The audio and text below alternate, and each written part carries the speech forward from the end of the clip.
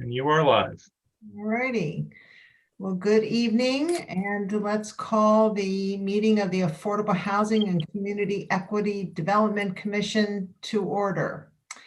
Nancy Lipson is our one and only other commission member with us right now, and Terry Bond is in transit and she'll be with us shortly. Teresa Wellman is joining us as our staff liaison, and Eric, thank you. Eric Lashinsky is joining us tonight, and thank you so much for taking the time to join us. We appreciate it. So Nancy had sent out the agenda and the minutes, and right. I guess with just the two of us, are we able to approve those? I don't, are two of us a quorum or not? If it's the majority, so what, there's only three of you, right? Oh, yeah. Right. Yeah, well, no, because Jackie, so Yeah. Jackie's not here. So let's wait. So till you don't have a quorum. Yeah, let's wait till Terry then. Yeah. Okay. So we'll wait till Terry comes on and then we'll take care of that. So, before we get started with our other conversation, we first need to take care of business by opening up the public hearing for the Community Development Block Grant Action Plan fiscal year 2022. And I'm understanding that we have no public testimony. And so therefore, I now close the public hearing for the CDBG Grant Action Plan. Okay, and so moving on, Eric, hopefully you are in receipt of our couple of questions that we have for you. And before we, kind of get into those, I thought it would just be helpful if you could just give us a real quick update on your timing, sort of the process related to the comprehensive plan and the status of it and what your thoughts are about completion. Meeting. Yeah, sure. Let me, I want to share my screen just to share a couple things here. Can you see my screen? Yep, sure can. So this is a snapshot of our schedule. We are working aggressively right now to release draft goals, performance metrics, and recommendations at the end of next week. This is something that we would be releasing on our comprehensive plan website, Annapolis Ahead 2040. It's if you Google Annapolis Ahead 2040, it usually takes you to that website, but it's within our comprehensive planning portion of the planning and zoning website. And we have a format where folks will be able to sort of scroll through the different elements of the comprehensive plan and see the goals and the metrics and the recommendations and comment on them throughout. We have a couple other components that we're going to be releasing as well. There'll be a map that kind of locates recommendations, that the ones that are place-based, and there'll be a case study project that where we're looking at a group of sites in the city that we think will redevelop in the next 10 years or so. Where we want to be able to demonstrate some of what we're proposing in the comprehensive plan on these sites, and so we're looking for additional input from the community on those sites. So those won't be really fully formed master plans, but the idea is that the comprehensive plan can provide some guidance on the types of uses and compatibility that makes sense on those sites. We're going to continue to work. So that's all stuff that we're releasing, in the next 10 days or so. We're going to continue meeting with various groups, such as this, into the summer. And we have a presentation to the Planning Commission on this kind of draft release. That's next Thursday. And then we have a work session with City Council on June 17th. But we're going to be basically looking for feedback through the summer. And then we're going to continue basically putting that content that we're releasing into this kind of document format, so that by early fall, the goal is to have something that looks like a plan document that people can review with all of the narrative and visuals. And so that's something we're working towards. That's kind of the overview of the schedule there. Yeah, that's helpful. Thank you. Yeah, I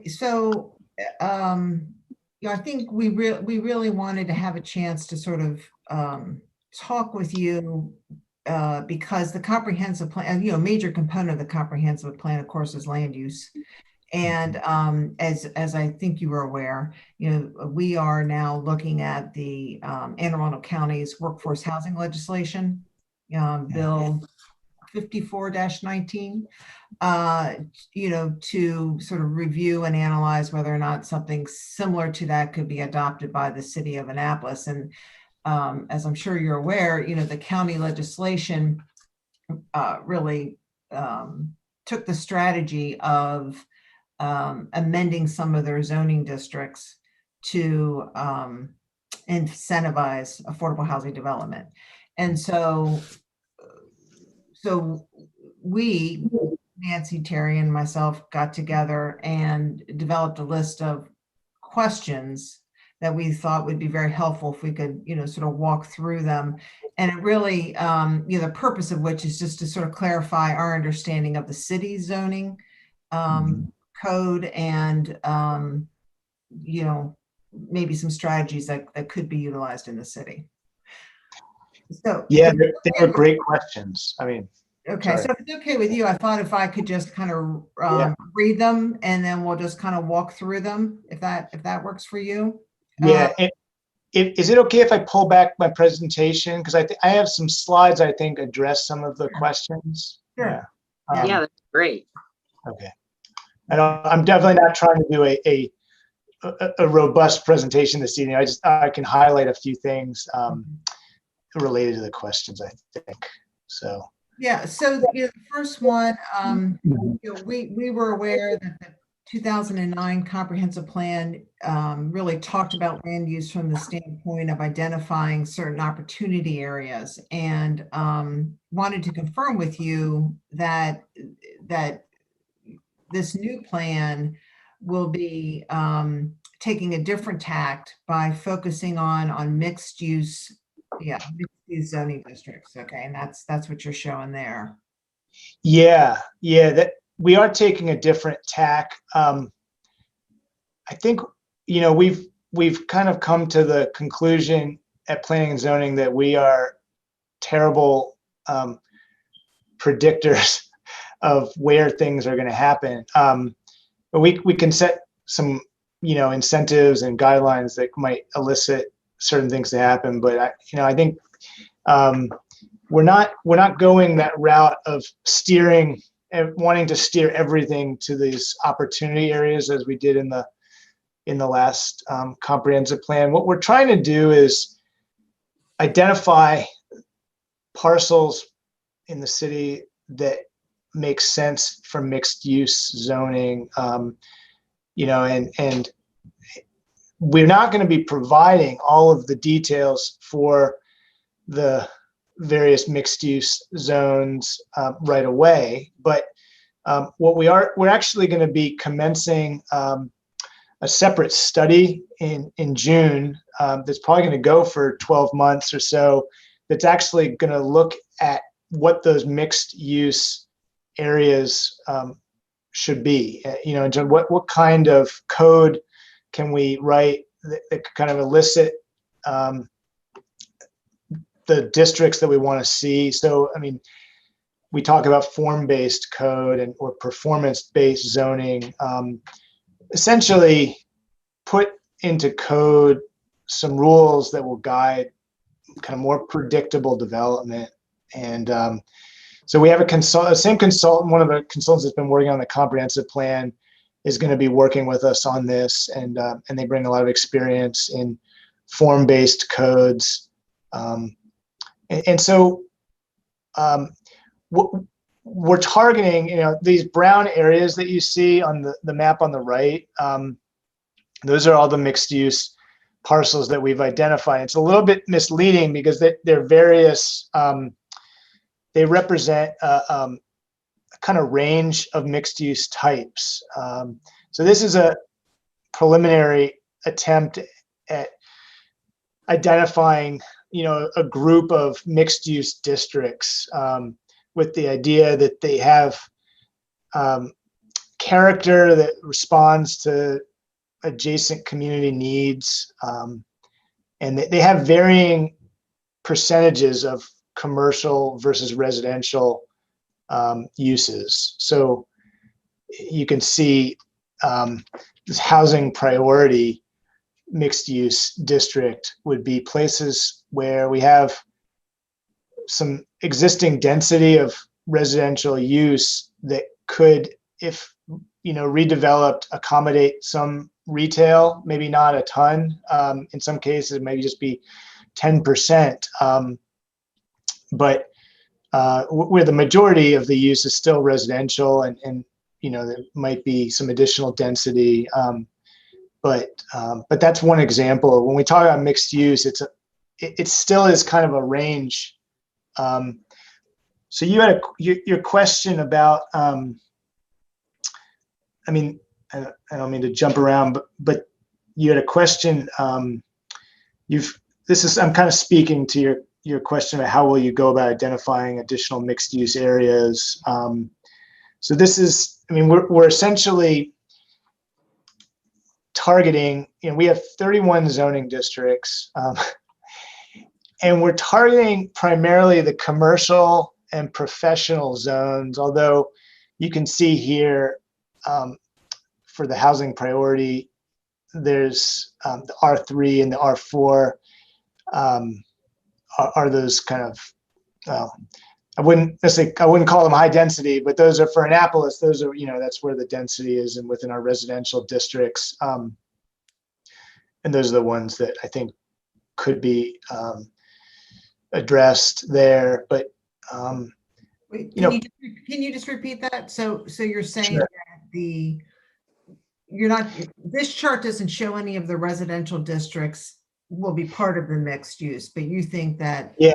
What did you So say? this is actually, I should OR3, I see. remember, this is kind of, been looking at this chart, but this is it's kind of confusing. I should explain what's being shown here. The idea is that in whatever zoning changes we do here in the city moving forward, we really want to simplify and consolidate our 31 districts into something less than that. We don't want to add more than what we have. It's sort of no net gain, I guess, is the way we're thinking about it. A lot of these have been created over time for various reasons that may or may not currently exist. We really want to take a hard look at which of these could be consolidated. And so this is one way of doing it. And so what we're showing, this middle column where we've kind of pulled out, these are the zones that we think we could consolidate into these kind of infill place types. But again, these 5 infill place types I'm showing here, this is kind of a preliminary effort to show how we could do this. But I think we're going to have a more sophisticated look at this, that'll be based on some more research when we have our consultant on board. And so it might look a little different, but this is the general direction I think we're going to head in. Yeah. Let me ask you this. Well, the mix, getting out there, one of our questions. So the current mixed use designation, so obviously the difference between what you're proposing and what currently exists is that you are teasing out different variation of mixed use zoning, right? Yeah. But other than that, is there a significant is there any other significant differences other than that? Well, we haven't worked out all the details in how these would vary, but they're very context specific. Just by the names, you can tell we're trying to come up with mixed use districts that are really sort of tailored to the, a variety of places that context in the city where we need to be kind of sensitive. So, this MX neighborhood, that idea there would build on the existing MX district that we have for Inner West Street, which, was written, the code for that was written really to generate the kind of character that you see there today. And I think it's been pretty successful, and so when we think about other parts of the city that might warrant a similar treatment, I think you could point to some of the edges of Parole. You could point to some parts of Eastport, where we're trying to provide something that really enhances an adjacent neighborhood, and kind of produces a sort of walkable, compact new development type, and it really has kind of I think the walkable component of it is probably key. But the gateway, idea would be really more for places that are, at the edges of the city where, the urban pattern changes significantly. And I'm not to say that we want to hold on to the suburban patterns that we have today, but certainly I think the scale of the development could be larger and be more intense. So that would be some aspect of it. And there'd be some recognition that, if it's a gateway to the city, it should have some signature design qualities that really exemplify, the experience that we want people to have as they enter the city. But you mean like West Street, not right.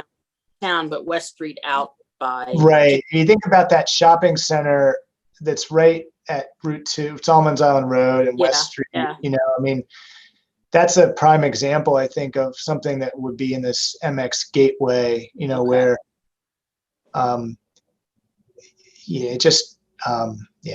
that's just a good example, I think. The old Public Works land, right? That's a gateway. Yeah, I mean that's a really tough one, I think. That might be, I don't know. These I have to say, I mean, these aren't, because they're not fully fleshed out. I mean, they don't fit every site perfectly yet. But I think that one it could be the corridor type. Yeah. Yeah. So, but all of these, the vision is that all of these would have some component of housing. Yeah, I think so. Yeah. A housing priority, obviously would have a higher level, right? Of housing. Yeah. Right. Yeah. And that's really that's the trick, I think. The figuring out the right ratio of, because I will say, as much as I'm like you guys, I'm focused on finding more ways to add moderately priced housing in the city. I do want to make sure that we retain some of these commercial spaces, and particularly places that will have value, to that are walkable, and this idea that we bring back more neighborhood retail that is really important, I think.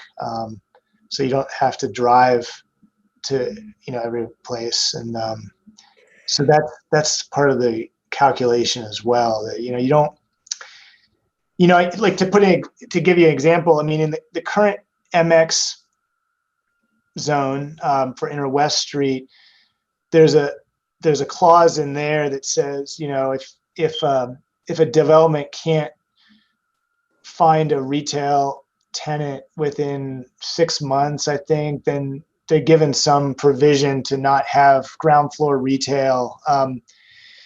which I think is challenging. I mean, I think if your goal is to really create a vibrant, diverse place, that's walkable and connected. I mean, you sort of need to do everything you can to retain that retail, I think. But Right. that's, I think that's where we have to be kind of specific about some of these parcels, that we put into these zones. Well, you Yeah. mentioned about, a desire to, find ways to have more moderately priced housing. So let me ask you about, the number of new units. So, you are going to be doing a fiscal impact study in conjunction with this comprehensive plan, right? And as part of that, you're going to have to Yeah. identify a certain number of units. Yeah. This is kind of funny. I mean, I tend to have a slide for a lot of questions these days because we've been talking about this stuff for so long. I mean, we did have a fiscal impact study done by a BAE, our economics consultant, and this was last year, and what they did, they used a projection of population household growth that was based on the Baltimore Metropolitan Council's projection. I mean, it was really for the region, and it was pretty conservative. Can I put you on pause for 1 second? Yeah. Teresa or Mark, Terry just texted me and says that she doesn't have the link to get into the meeting. Can somebody send that to her, please? Sorry about I'll that. send it. Okay. No problem. Okay, so yeah, and so so which of these projection scenarios did you settle on? Are you? Yeah, we're probably going to go with the something around. Well, this is the way we're setting it up. So if you graph those projections, this is kind of how they look. The way we're doing it is with a range, and so I do want to say that I just want to highlight that in 2009, in this chart on the bottom of the slide here, you can see it was projecting 18,500 households for 2030. What we're projecting here is not that aggressive. This would be for 2040, and we're not really anticipating, only in one of these would we be over that. So, I think these are pretty reasonable projections. And that being said, and this was an analysis we did of how our growth in relation to the county has changed over time. The 7.6% is the 2020. This is the way we've determined to set this up, where we would basically say, it goes without saying, we feel very strongly within this comprehensive plan that we want to do what you guys are doing. We appreciate the effort you guys are putting in. We are taking a pretty proactive approach towards finding ways for new affordable housing. And so we've basically said, all right, these are kind of three options that would yield different total numbers of households.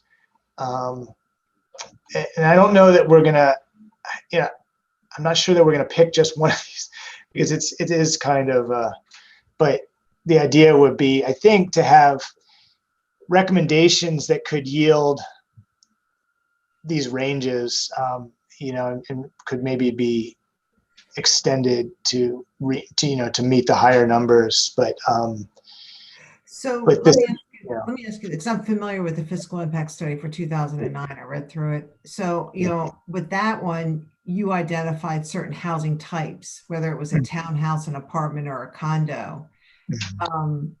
What are your, when you think about that, let's pick 600 because it's a middle number. when you think about 600 new affordable housing units, are you thinking in terms, what percentage are you thinking in terms of townhouse versus apartments? Well, I have to say we don't have that, and I'm not sure. I don't think it's bad for us to try to make that.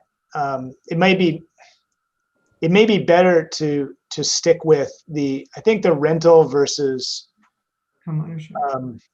ownership is probably a better way to think about it. I think that the property type is going to be really challenging. I mean, I think, well, That's fine. And actually, that's Yeah. a better question. So like what percentage Yeah. are rental and what percentage are home ownership, would you say? yeah, I think we haven't done that math yet, but I think what we have to do is go back to the data that we have that really shows where and we have this information. I think it's actually in the draft chapter we have for housing, that I think, let's see, I think it looks, let me see if I don't have it open, but it basically looks at frankly, a lot of the data comes from the consolidated housing plan in terms of cost burden and, number of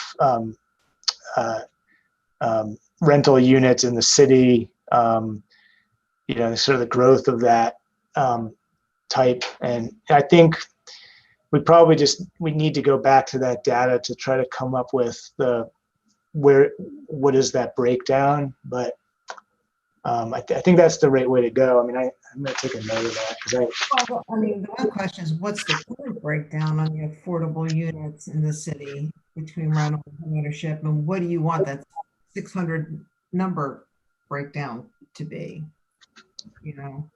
Yeah. And I mean, we've talked amongst ourselves that incentivizing affordable home ownership is it's difficult. Yeah. But I think it would be helpful to kind of come to an understanding about the vision, what your desire is relative to that. Yeah. So you don't have any underlying assumptions then about that in those numbers right now. You're not getting that deep into that. No. Okay. But I mean, I think your question has pointed me to a gap in what we have right now. I think like I say, I think we have the data that should tell us where that split should be, but we haven't done that yet. So, and I mean, that was one of your questions. I think it was. I just haven't been able to. Yeah. So Terry, I see you're with us. Traffic allowed you to arrive. That's not where the link is. Better at this. So we've talked through the mixed use zoning, with Eric so far. That's about where we got. He showed us. He explained to us what. Could you just go real quick back to that breakout? Yeah. Zoning, Yeah. and then the next one down. Oh yeah. Yeah. So I explained that we're taking an approach to I would say infill redevelopment that focuses on expanding the number of parcels in the city that are identified as ideal for mixed use. And then we're going to be updating our zoning code to create these mixed use districts. And it's kind of like an add-on to our comprehensive plan process. We're working with a consultant to explore what these new zoning districts could be and looking to consolidate. This is just one example of basically starting with 31 different zoning districts and looking at the various, in this middle column, the various districts that could be consolidated into new zoning sort of place types. We're focusing on form-based code with an interest in developing zoning districts that are more tailored to their immediate context. And what I say a lot of times is, we're trying to tighten that space between what the community wants to see and what the developer proposes. I mean, I was just talking with my colleagues today about how, some of the shopping center sites that, are probably ideal for redevelopment, and they just haven't changed in a really long time. And so there's been no incremental improvements, and so then a developer comes in and proposes something that is just the community isn't ready for, and we just want to find a way to make things a little more predictable, but still provide some flexibility to developers. That's, I guess, our goal. So Eric, I should tell you, my background is in planning, so I Okay. understand a lot of this. So are you saying you'd have 5 new zones?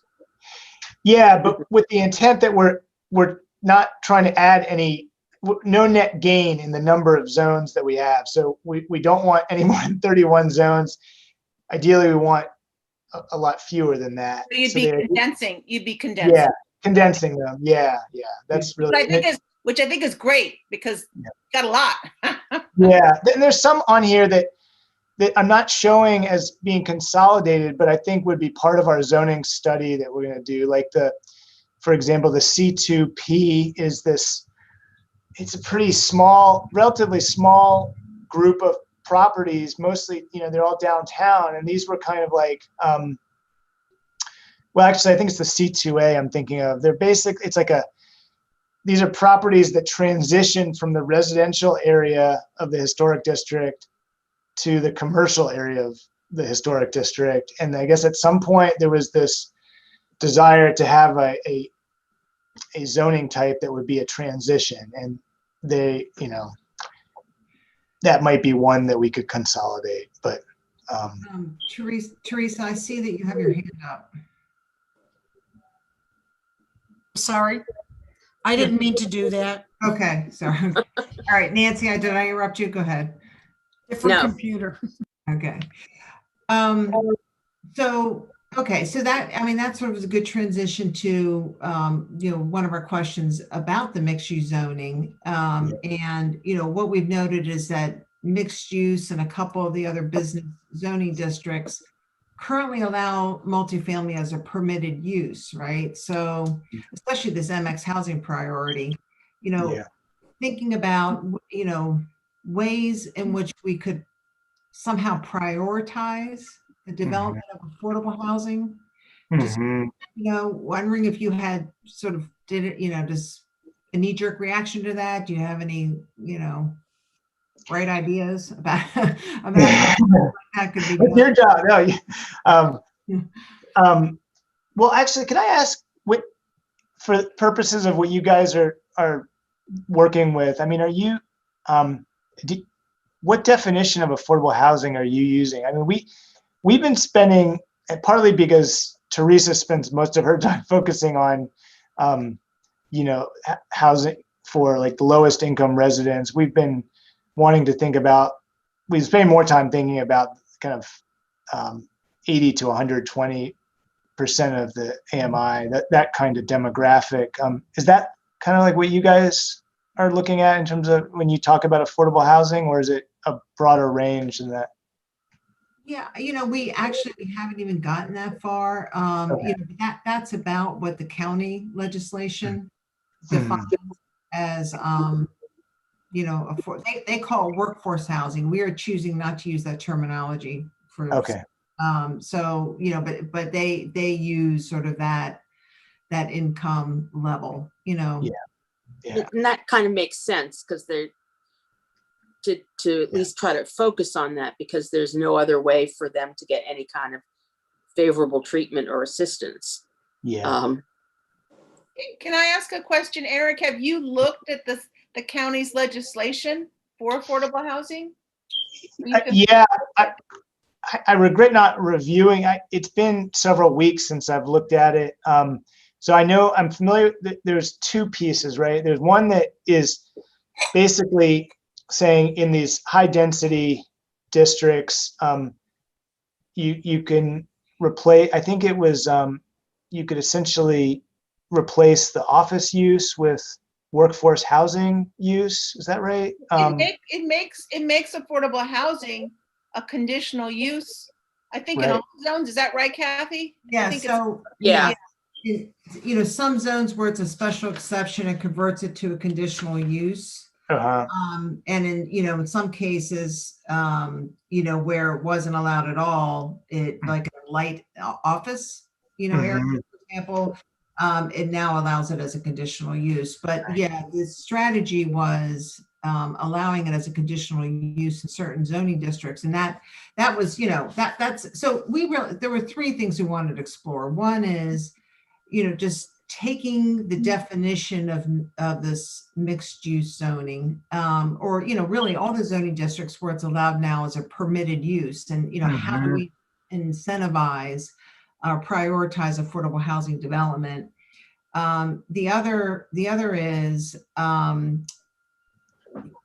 just like the county did, where multiple family is now allowed a special exception, thinking about, could we, just like the county did, allow it as a conditional use in Mhm. areas. And then the third is in the residential districts, and really we want to talk to you about this, and maybe we'll do this as a separate conversation, is this planned development concept. Yeah. Yeah. And, how could affordable housing be incentivized there? But in terms of the mixed use, I mean,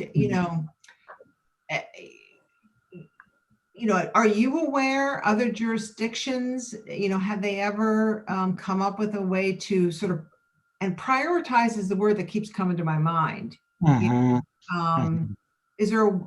Are there ways to do that through a zoning code definition?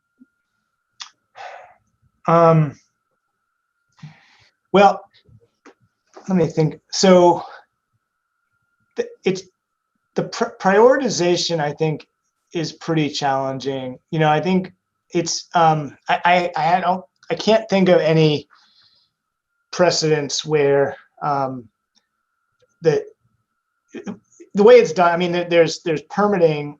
Mhm. There's ways of expediting permitting for certain types of uses that you want. That's one strategy that's used, and I think that is something that we're interested in looking at. And then but then there's usually the other primary strategy is Density. providing density bonus, and because it's especially in a place like Annapolis. I mean, obviously, the cost of the land is pretty extreme. It's challenging to. I don't think it's really. I don't know how we could,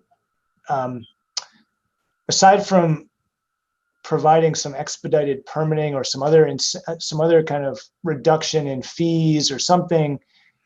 It's hard to sort of So say to somebody, Eric- who's trying to get a return on their development, it's like that. I think it would be hard to require the affordable so let housing. me, can I throw an idea out that's really crazy, but I'm going to do it. When you look at planned unit developments, when you look at new development in Annapolis, from my limited research, anything that had any kind of density went planned unit. Yeah, that's right. No, that's typical. You Yeah. get the density. So it's, to me, it's kind, and Eric, you can be mad at me. It's like giving away density. I mean, we're getting better design, we're getting this, we're getting that. But in reality, we should be getting a lot of that anyway, but we get a lot more density. So, and maybe this will never fly because developers will hate it, but maybe to get real good density or some level of higher density, you need to provide that affordable housing. So it's re-looking at planned units. It's looking at when we're giving people more flexibility and more density, they need, because we're so limited in land in this city to do this kind of thing. If people want to get density, then they're going to need, and this is the prioritize and incentivize, whether it would fly, I don't know. Then they need to provide some form of affordable housing in that new development to get that density, to get that. But That's isn't a that great our point. MPDU? Isn't that our MPDU program? No, that's different. That's different. Well, that's a requirement if you're over a certain number of units. But I think what you're talking about is the way we write our, I mean, the way our planned unit development or plan development provision works is, to my knowledge, I don't think, we actually don't require, well, I'm taking this back. I honestly, I'm trying to remember the degree to which we require integrated open space. It's more that that's the expectation that, you know, by going into this planned unit development arrangement, that we expect to see, you know, everything is more integrated and better designed, and you know, and open space is definitely a big part of that. And so there certainly could be a provision in that, you know, the more I think about it. That's what I was thinking, because it's a new age, it's a new era. Sort of a You know, trade-off. Right, right. And they Open want to space get for it. increased density and increased Right. density for affordable housing. It's almost like these are the conditions by which you can use this form. And one is to include affordable housing. Maybe it doesn't have to be throughout the development, but it's got to be a portion. Because otherwise, we're not going to, I don't know that we're going to get it. I mean, if we don't do something very different than what we're doing now. Yeah, and, you know, we were excited to see the county's legislation, but I mean, obviously, it's challenging to apply to the Annapolis context, Right. because We don't have any land. yeah, and well, there's also just this extreme, you know, aversion to density. So that's something that we're really up against. And I will say, I thought I'd bring this up sooner, but, you know, I mean, because of that, one of our primary strategies has been to think about, and you're already working on it, I could see from the questions, but ways of incentivizing, or frankly allowing, more of this kind of lighter touch density, the duplexes, triplexes, fourplexes. Yeah, I mean, I don't want to say ADUs, because honestly, I think that's not going to put much of a dent in what we're talking about. But basically, I'm anticipating actually including in the comp plan a gallery of images of all of the various types of those light density housing types that already exist in the city. And I mean, there's some incredible examples of duplexes and triplex and fourplexes that you just don't notice anymore. And my big concern is there's a trend that we could point to that many of those are getting transitioned into single family homes. And if we're trying to actually, you know, increase the stock of affordable housing, that is something that I think is a disturbing trend, that it's hard to stem, but you know, I think we could put some policy together that actually, you know, helps to preserve those types of housing types. But that's, I mean, it seems like there's a lot of opportunity to create that type of housing as well. I mean, where it's compatible with the character of a lot of the neighborhoods. And, you know, I think you get into some questions about parking and stuff, but I think it's pretty doable. Let me ask you about the plan development process, because I'm actually not clear as to, you know, how that works. So, so these are in zoning district. These are in districts R1, R2, R3, and R4, right? And so, what's like, how does that work when a developer comes in and says, oh, it's an R2, but I want to do X number of units there? What criteria you know, do you apply to allow that higher density? How does it work? How does that work? Well, the zoning codes are clear where you can do a planned development. So it has to be allowed in that zone. That's kind of the first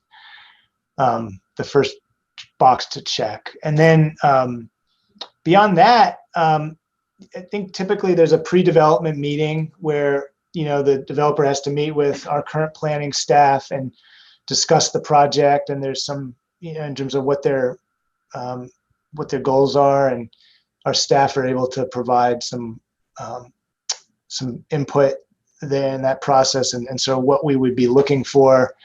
But basically, it's a collaboration. The plan development, in my opinion, and it's the current planning division that reviews those and really works very closely with the development team to tailor it so it's appropriate for its site. But can I add, Eric, the ordinance is very clear about what the goals are to you of plan development. And I would expect staff, and I sent that to you guys in the email. I would expect staff to be looking at those specific findings to make sure that development could be a planned unit development. I would expect staff would be addressing those in their staff report. Like, open space, higher design, those. Yeah. But the goals are stated very broadly. Exactly. What does open space really mean? I mean, it's not the goals are not quantifiable. Well, staff, I mean, Eric, but I think staff, I mean, because I used to, in planning, this is what you do. You look at it, you work with the developer saying whether you think it meets those goals, then it's up to that discussion. But it isn't quantified because it's designing a development that's going to be different on each site. That's going to look, you could try and quantify it, but then you get into difficulty. Is it 22%? Is it 25%? So I guess the question is like, what would cause you to say no to request? And and what I'm hearing is just sort of a conversation you have in a collaborative kind of discussion. And in all cases, do you ever say no? Or is it generally you find a path forward for every application? I think current planning is very clear in terms of what types of what the expectation is for amenities and relationship to the street and relationship to surrounding neighbors. And I think that the developer has to make a determination of whether they're willing to go that route. Whether that kind of investment in the project is what they had in mind. I mean, I think it's at that beginning of the process where they kind of learn, but they're given the benefit that they're given is that quite a bit of flexibility too. Yeah. So it's So it does, from what you're describing, it does seem like there would be a way to weave in here a moderate housing development, affordable housing. Yeah. That would be sort of the one of the goals listed, right? And that, and I know that you have the MPDU, so there is that requirement, but even beyond what the MPDU requires. Yeah, I do. I mean, I do think that your point, I mean, I think you're onto something with the plan development, and that is probably where we have some opportunity to, impose some priority because I'm trying to find the exact terminology that we The goals, yeah. Yeah, for the plan developments, but it's it is pretty broad. Which makes it workable, since it is kind of this broad dance, Yeah. Well, and also in terms of the mixed use, all those categories that you've got listed, you could also include affordable housing in the descriptive character or nature of those zones, instead of just talking about housing. You could specifically describe it. Yeah. So, I mean, I'm looking at it right now, and I mean, we provide guidance on common open space. And we provide, we kind of defer to the same development standards that we would use, in that zoning district. But yeah, I mean, I think, but the thing is, so the when Teresa said, isn't that what we do with our MPDU policy? I mean, the reality is that most of these planned developments are, you know, a larger number of units. And so we do have our MPDU policy that's just, you know, requiring 1 unit when you're over the 10, when you get over that 10 unit threshold. So I guess the question is, like, in the end, I mean, it does seem like we're going to be changing that policy, or I would, Well, it requires 15%. right. Okay. I guess Yeah. I always Not think of one it. unit. Yeah. So you know, we've got one coming up where we're getting 19 Uh-huh. for sale MPDU. So But it's Eric, I hear what you 15% of the total. Yeah, well, I think what Eric's saying is that, you know, this conversation we're having about planned development, you know, is it just an adjustment on the MPDU percentage? You know, Yeah. increasing that. But that wouldn't be mandatory. The 15% is mandatory. Yeah. So Well, you know, another way to prioritize, which we haven't talked about here, that we've talked about amongst ourselves, is pilots. Mm. You know, so you know, if an affordable application comes in, you know, maybe they're automatically eligible for some relief on the property taxes in turn for, you know, providing that lower cost housing. that's been the precedent. And if that was written into the, you know, to the zoning, you know, that was something they could see in black and white. actually, I think that's a policy item. I don't think that would be in zoning. That would be. Right, I think that's city right. Policy that would say, this is pilots. I guess one thing that really comes to my mind, you guys, is we keep saying, well, MPD use this and affordable housing this. I think we have to look at them together and how they work together. Other jurisdictions have affordable housing requirements. They have MPDUs.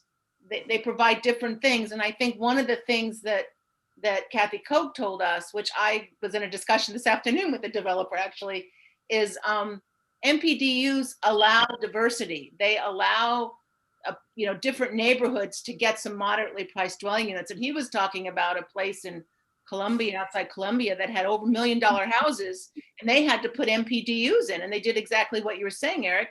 They made them very small units. They went for 200,000 or 300,000. He actually didn't think it was a great idea to do that, but I suggested he talk to the families who moved into those to see if they liked living in that community in a small unit. But he gave the extreme, you know, discussion. But MPDUs, I think, are a different piece of the solution, and not in place of getting a development that maybe is, you know, 100% affordable. It could be a smaller development and a larger development in mixed use. But we just need to provide those opportunities and encourage it, because we're not going to get enough unless we use different tools. I think that's just what's come to my mind. Well, the MPDU doesn't kick in until you have at least 10 units. So, you know, that's not going to incentivize those, you know, lower number of affordable housing. Well, and, you know, so again, the county did, you know, identify as a conditional use, you know, the housing development. And so that's certainly something we look, you know, we noted special exception. So multifamily is allowed by special exception in R3, R4, C1, C2, and the PM zoning. What's PM? What's Professional office type. So they're a special exception right now, and you know, so to, you know, mimicking the county, you know, we could look at converting those to conditional use. Yeah. So we'd have to come up with the conditions. That's the thing. Yep. Yeah, right. I think you're really onto that. I mean, I group that into the ways of expediting the process. You know, it's like, so it doesn't have to go through another round of approval. You know, Right. And there's definitely room, I think, to make changes like that. Well, and I can tell you that a developer, you know, having been on the developer side, they look differently at a special exception than they do a conditional use, right? There's less risk going after site control for a property that has a conditional use versus a special. Right, exactly. That's you know, Instead of having to jump through lots of hoops yeah. on the special exception.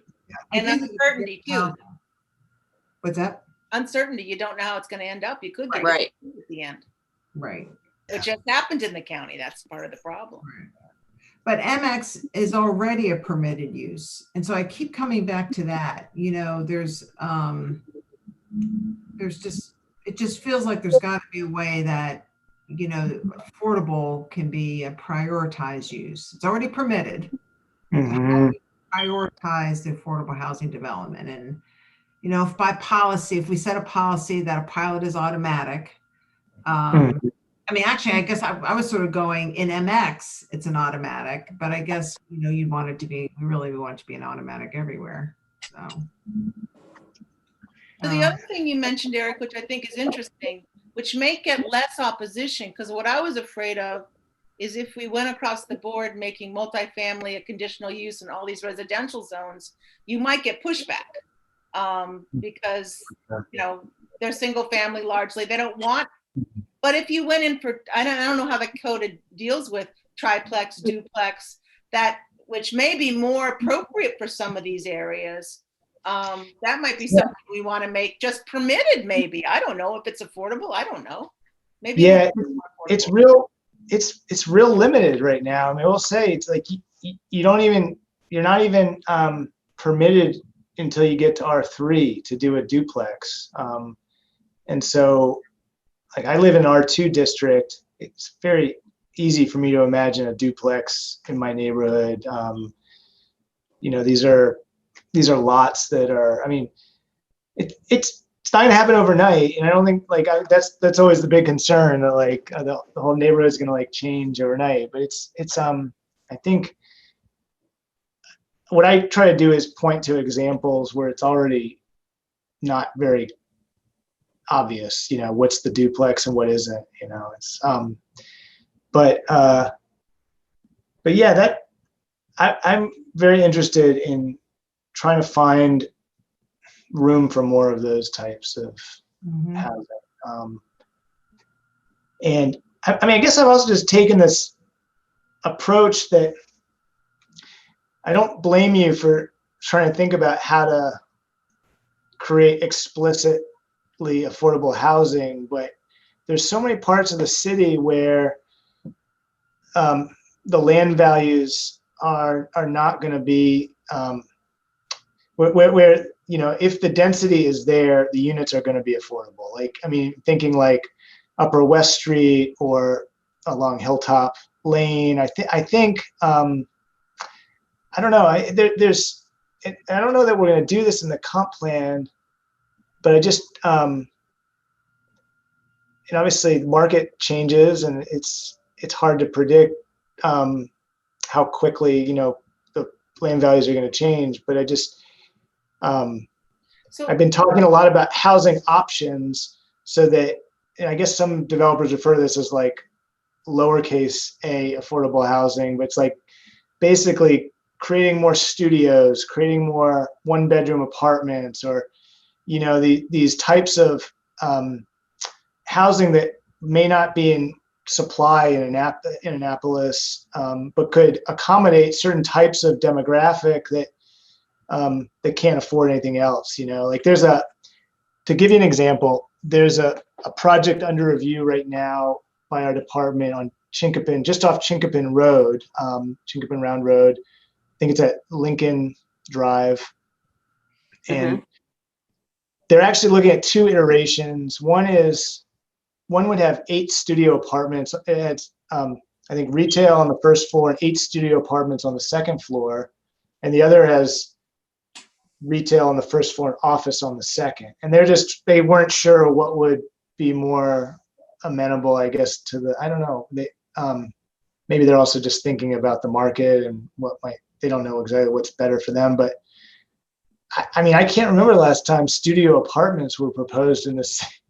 And so I was just thinking about that as like, you know, if we're trying to draw people who are single and working in the city and commuting from other places, and it's a housing type that I think is in short supply. So 1901 West has a lot of studios. it does. Okay. Yeah. All right. So maybe I should have. some of this is That has anecdotal. 350 units in that complex. What about the development that's out? And I'm not sure it's in the city. Oh, yeah. You're talking the Marist. Yes, I am. What about that? Does that have studios? I would I'm expect. sure it does. Yeah, Because that's the demographic, the younger Yeah. demographic wants that, but it's not always affordable for AMI. I mean, they want- Right. Because the rents are like $1,200. Yeah, Even yeah. on a studio at 1901, the rents are Way high. $1,200 a month for a studio, I think. You know, I guess it's looking So- at the MX zone and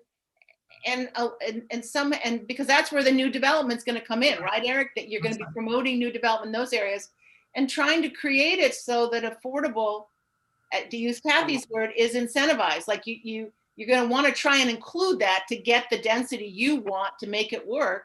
And it doesn't have to be, because these could be large parcels of land. It could be a smaller development, but to include it in some way. I mean, I almost see it now, affordable housing, the same way the environment became high priority, recreation, open space came high priority. We've always used the words, but we haven't required it. And I think now with the way things are getting, we kind of need to step it up a little bit, Well, the other thing you have to take into consideration is the county is so far behind on providing affordable housing that they really need to catch up. I mean, and looking at statistics that are in the analysis of impediments to fair housing, Annapolis has 2% of the units in our region and 4% of the subsidized housing. So we've done 4 times as much as we need to do, whereas the county's behind. They haven't even, whatever percentage of the housing they have, they don't have that percentage of affordable housing. And we have a lot of affordable housing for people at 80% and below. Yeah. So, I mean, 42% of our multifamily rental projects are subsidized. So there's already a lot of affordable housing in the city. Yeah, but a lot of, like The you said, group that's getting left out are the people between 80 and 100. 80 and 120. Yeah. So that's what we need to be targeting, maybe. I don't know, Right. And those people are covered by the MPDU program, because the MPDU program is 100% a median, and it can go up to 120 if, like, for example, if somebody lives at 19 West and their income goes over 100%, they can stay up to 120%. But Teresa, I don't think you can ever have too much. MPDUs is Oh, not. no, I'm I not guess I'm saying. also thinking, where was I going with this? Oh, I don't know. Well, you can have, you can. My hometown has too much. Oh, well, I don't think Annapolis is going to end up there. Right. but- 120% is a gap. So right. well, I think, Terry, I think you made a really, succinct way of making the case why we really need to look at mixed use zoning. Because, that's really where, with this new comp plan, you're going to be targeting new development. And so MPDU isn't going to get at anything less than 10 units, right? So, just think we just need to keep thinking about, what, like I love the way you said, just like open space and recreation is now a prioritization. So should be, even if you just put the words in there, that matters. Mhm. And so Eric, we could be a national model. Imagine that. Annapolis could be on the, they're requiring affordable housing in all their new mixed use development. I don't want to go that far, but you know what I'm saying? I mean, it's like, and we have a market, I think, that could sustain that. I mean, we have a strong market. In fact, yeah, and you like just your definitions on the chart that you shared with us, even just on that chart, incorporating the concept of being Yeah. able to- But again, you're talking about incentivizing and not making this mandatory. Well, as you look at your plan development requirements, and as you redo the zoning ordinance, you might want to look at, I mean, you know how counties do it. You got to do 2 of these 3 things, or you got to do 1 of these 2 things. I mean, so maybe you don't make it just that, but you put it in so it becomes such a good thing, you're going to provide some of it. I mean, right. those are the ways counties do it. Right. Governments do it. So,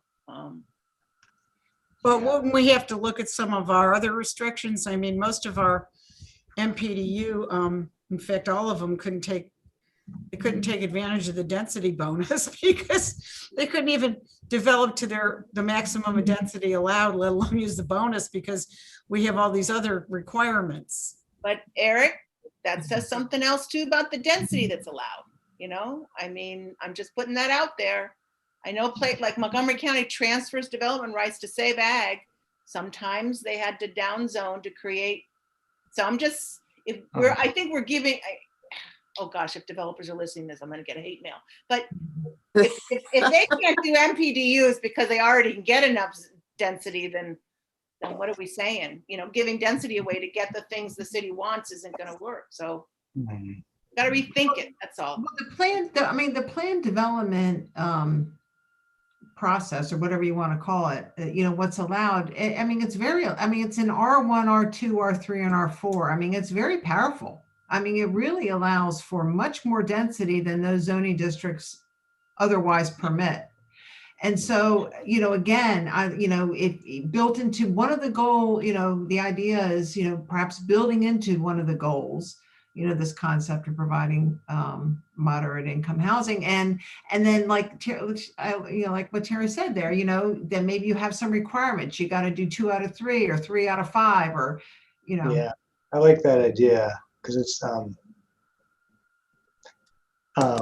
if it works, I don't know. Hey, what we talked about is whatever we come up with, it's got to get affordable housing. It can't be just you're working with developers and figuring out what would work and how we can make this so it's such a win-win for everybody that you're just going to do it. Dreaming here, but what the heck.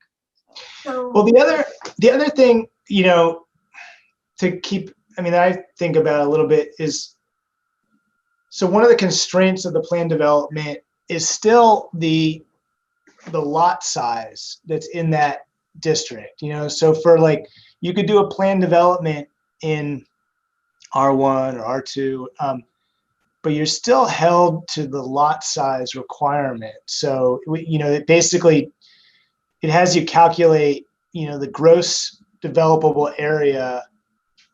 You divide the lot size requirement into that. So I think it's, for R1, I think it's like 7,000 square feet. For R2, I think it's 5,400. It goes down and down. So R4, I think it's 1,800 or square feet or something. And so, that's another, that might be opening up things too much, but I do think that we could reassess some of those.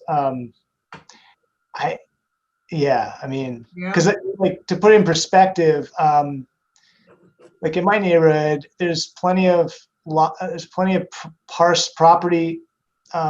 Properties are maybe 10,000 square feet. I think they could accommodate a duplex, but because the lot size requirements are 5,400 square feet, you need a appeal to do that. But isn't it the same problem with the MPDU program? If you change certain aspects of the requirements, then you get more MPDUs because you get higher density. So shouldn't we at least look at that in the MPDU program and look at that part of it so that we can allow them to actually use the density bonus, or figure out a way that they can use the density bonus? Yeah, I think about these kind of things that just, we're maybe just because of the nature of Annapolis, we're having to look super surgically at density, that what if we change the minimum lot from 5,400 to 4,400? How many units could you then create? And it's just, I think that might be one way of tackling it.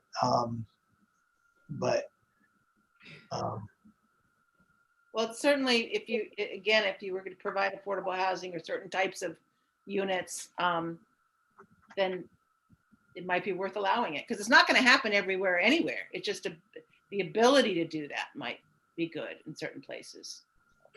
Yeah, I guess the way I think about it, what's your total unit projected growth for the comp plan? through 2040? Is it 1600 something? Yeah, like it's about 1,600 or so. Yeah. So, and you're making the assumption that 600 of the 1,600 will be affordable, right? And Yeah. so, I mean, really what we're talking about is if that 1,600 is going to happen anyway, making sure that we're going to have at least 600 of affordable. You know, it's going to happen anyway. So how do you make sure that so it's not, you know, when you talk about increasing density, I mean, I know that's a very sensitive topic, right? But 1,600 units between now and 2040 is even a little on the low side with the trends. How many is that a year? I guess it's about 80 a year. Or Okay, something. so we're doing that now because we just produced, we've got the town courts is coming up with 42 units and that other development is coming up with 56 units.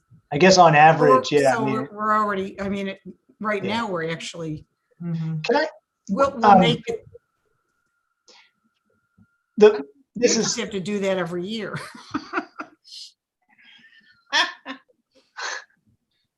We have one other possibility also, so. Isn't one of those developments a little? Eric has a brainstorm. I can feel it. Go ahead. I don't know. I was just trying to. I was trying to determine. I thought you guys might have some insight. That I mean, it does seem like there are a number of affordable housing developers, developers who focus on affordable housing who have their eyes on Annapolis, and is that because of the help? Is that, would you say, Teresa, or what drives that, do you think? Maybe Kathy, you have a perspective on that. Yeah, Kathy'd have a better perspective. She's the, I mean, my sense is, they're not focused on Annapolis any more than they are anywhere else. I mean, Okay. They're scrambling anywhere and everywhere, for control of land that would, they'd be able to find financing. Okay. they're looking at that, piece, that's up, T. Allen Boulevard, Yeah. up there. And that I was wondering if there was any value add in just having somebody like Teresa, like providing technical guidance to development, if that's ever seen as sort of like, they're going to be, the city is going to help us sort of work through the process. But I don't know. I mean, that's. I do think, I think that is true, Eric. I think that, developers have a sense that the city is very friendly, Right. Towards development, then they're all the more likely to, look hard as opposed to a place they know that's not friendly, Yeah. we haven't had any that have, like the county, where people were up in arms. We haven't, I mean, town courts kind of got in there. Nobody complained about that until the school did for a little bit. And then they kind of forgot about it, I guess, or whatever they were concerned about went away. But, most of the stuff has been, really supported. Mm-hmm. Like the redevelopment of Bates School. I mean, everybody was behind that. That was senior housing in a community center. Yeah, but I can't think of anything. Homes at the Glen, we didn't have any problem out there, did we, Kathy? Nobody was. No, not that I remember. No, I mean, we didn't have any problem with the NPDU legislation getting passed. We didn't have any developers come out screaming and yelling against that. It's amazing. All right. How many big developments have been done since NPDU? I'm sorry? How many big developments have been We've done? had one big rental, and Is that about the one on the 15, 1901 West, yeah. 1901 West. Right? That one, and then we've had, don't forget, a lot of these folks were allowed to pay a fee in lieu because of that density bonus problem. We would Right. have had a lot more MPDUs if they could have used the density bonus. We would have had twice as many. Right. What's our total now, Teresa? I'm trying to think. I want to say 5 developments. Because we had 1901, which was the rental, and then we had 4 small for sale developments. Some of those on Inner West Street must have had the MPDUs, right? Yeah, the ones that were built by Zudo. yeah, they're beautiful. Hmm. There's 3 little MPDUs in there. They're smaller, you can't really tell which ones. There's a couple in Eastport on Washington Street. There's one on Tyler, and then there's Boucher Place over by where I live. All right, so I think we have more thinking to do. Yeah. I've written down a couple of notes. We haven't talked a lot about it, but I think, we'll continue to look at this idea of using a conditional use where multifamily is now used as special exception for development of affordable housing, and we'll keep mulling that over.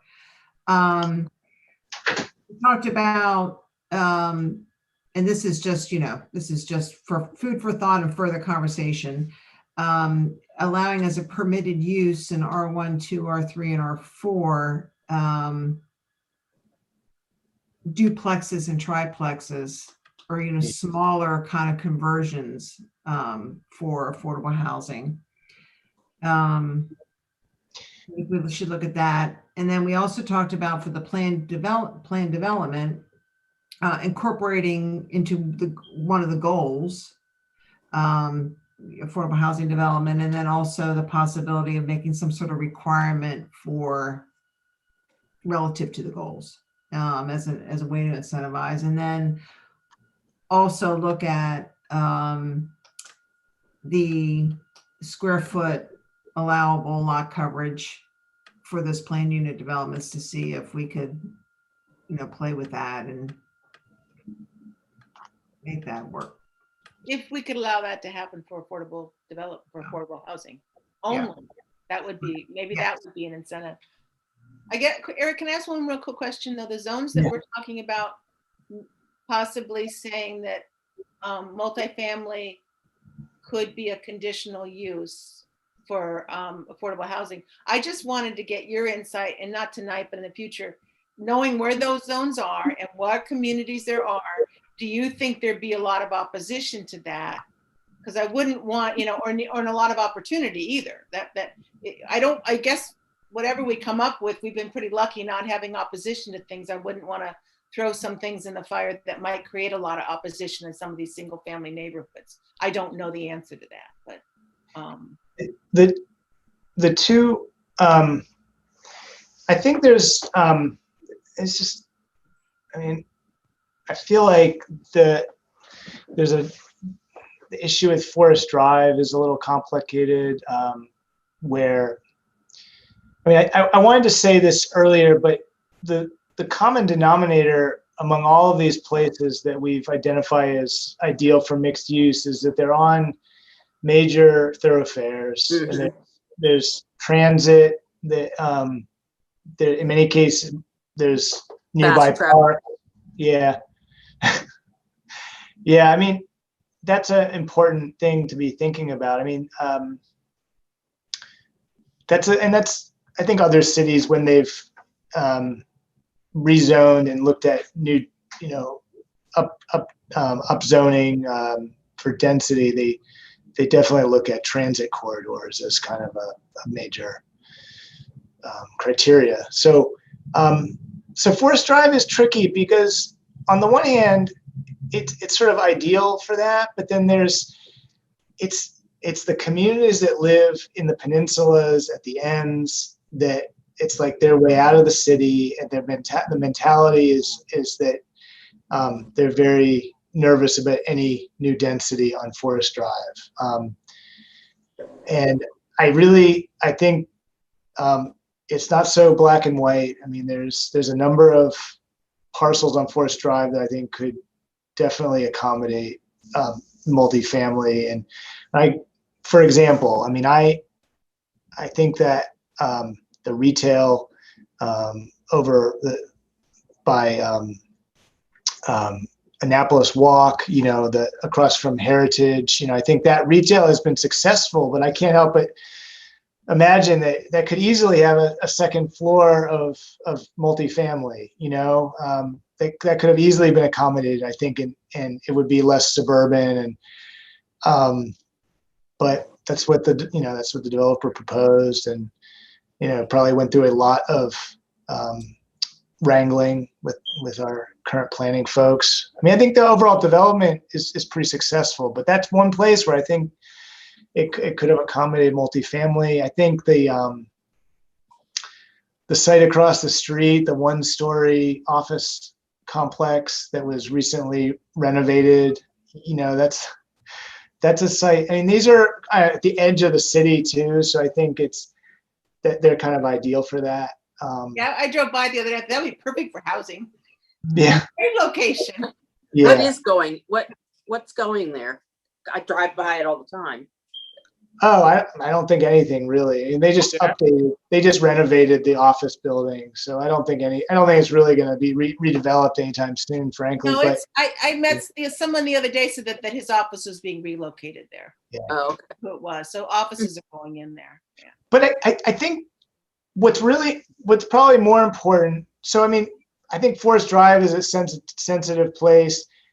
And what I think that requires is for us to be very specific, very clear about what we mean by density in these, where maybe it's no more than 3 stories, or how many units per acre is, we can be clear about that, and we can kind of just basically, I think some of the pushback that happened on the Forest Drive Eastport sector study in regard to Forest Drive, that what was proposed in terms of density was not appropriate, I think, in some cases. So like the giant shopping center, there's the giant Bay Forest shopping center. I mean, I think the recommendation was like up to 8 stories for that site. And I think we've kind of come to some consensus that is not really appropriate. So so I think the more we can kind of really drill down to the details, I think some of this would be acceptable, broadly acceptable. And Well, I think, I keep coming back to, these units are going to get built. Historically, it's going to happen, whether it's an infill or a redevelopment or, something brand new. And it's just all we're talking about is how do we get at making them more affordable? yeah. So when I think about this, I'm not thinking about how do we increase our density so that we can get at these units. I'm thinking about these units are going to be built anyway. And we're not talking about a substantial number in the big scheme of things. We're talking about 1,600 between now and 2040. So it's just, the idea is just to make sure that when they are developed, they can be affordable.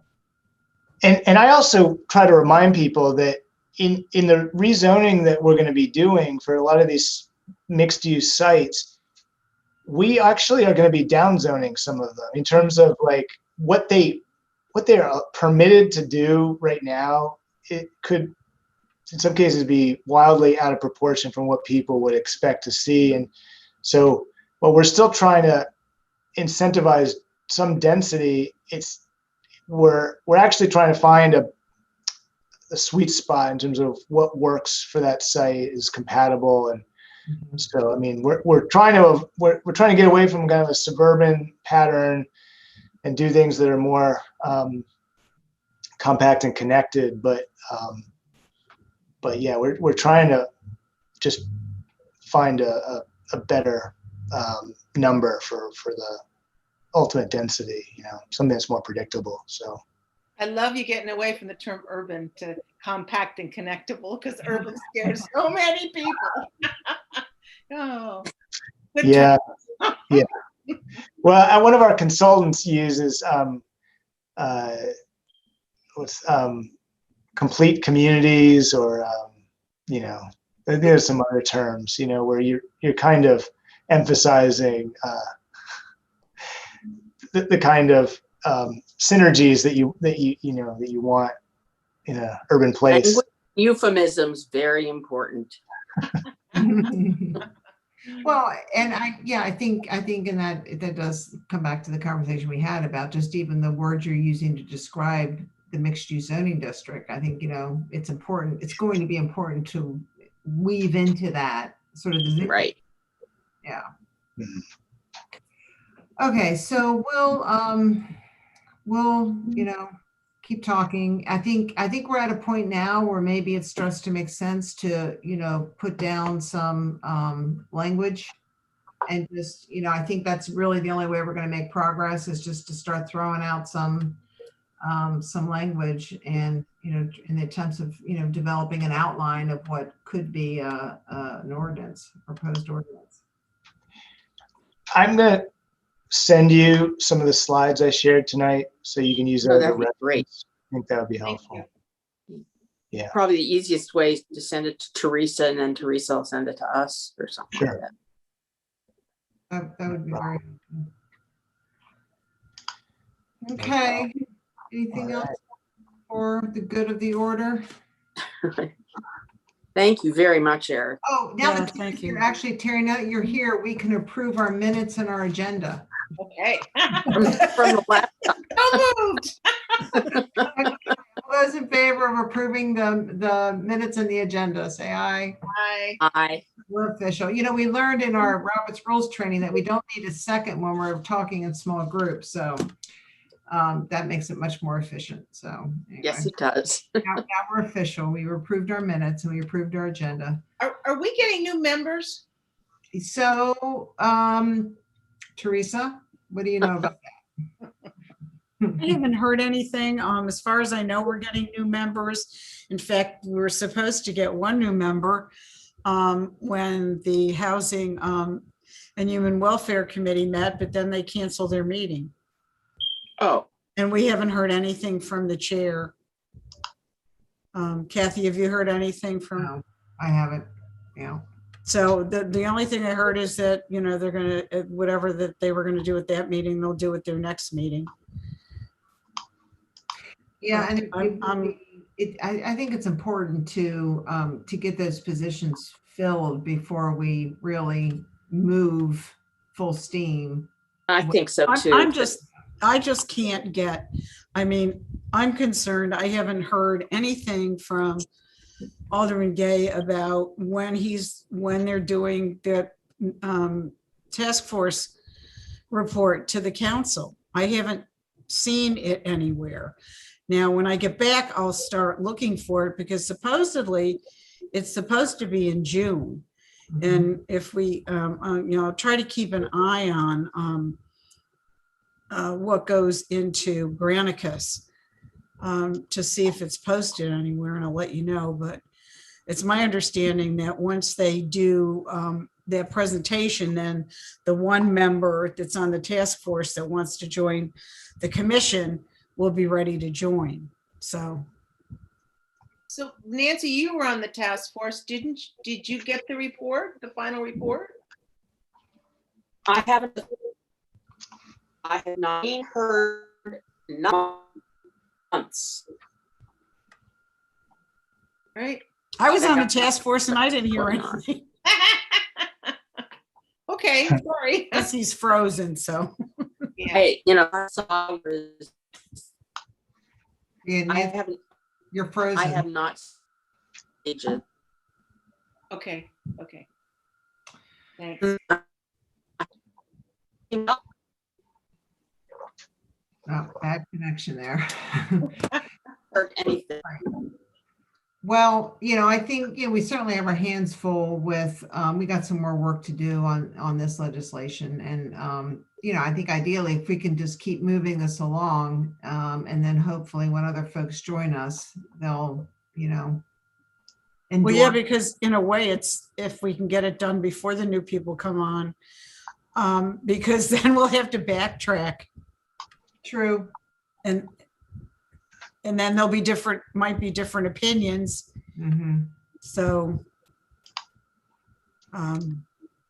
although, we might want more input.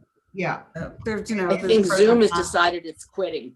There's pros and cons to both, so.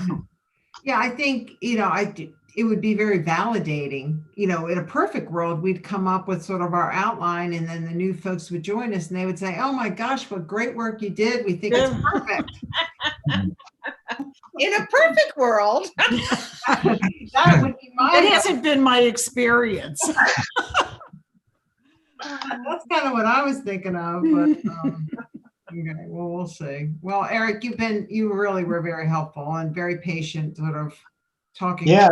through this. Well, I'm genuinely enjoy chatting about this stuff because it's very complicated and challenging to come up with the solution. So I definitely, we appreciate your thinking about this. It's that we need as many people as possible, I think, approaching it. So.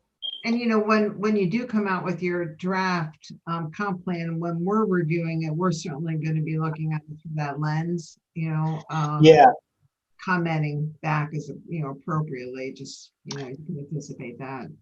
And what I'm actually going to share with Teresa, that I just didn't go through it this evening, but I'm going to share some slides that have some of these draft goals and recommendations already in them, so you can kind of look at that. It's going to be a lot of that stuff is going to be what we're releasing coming up, but yeah, you'll have it a little bit in advance. Yeah, great. Yeah. All right, I'm gonna sign off here, but yeah, you guys will keep talking. So. All right, thank you, everybody. Yeah, enjoyed it. Thanks. Thanks, Eric. Bye. Appreciate it. Bye. Bye. All right, unless anybody has anything else, I think, is there a motion to adjourn? So moved. All right, all in favor of adjourning? Thanks very much. All right.